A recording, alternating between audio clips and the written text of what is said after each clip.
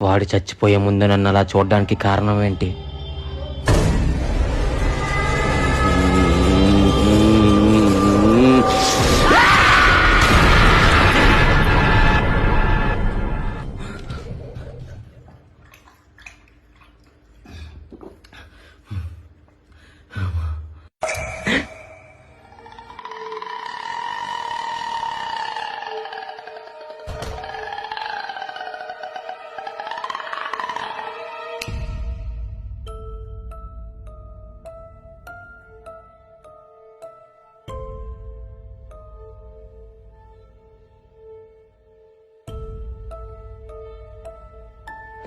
JoSAA, ఏమైందిరా?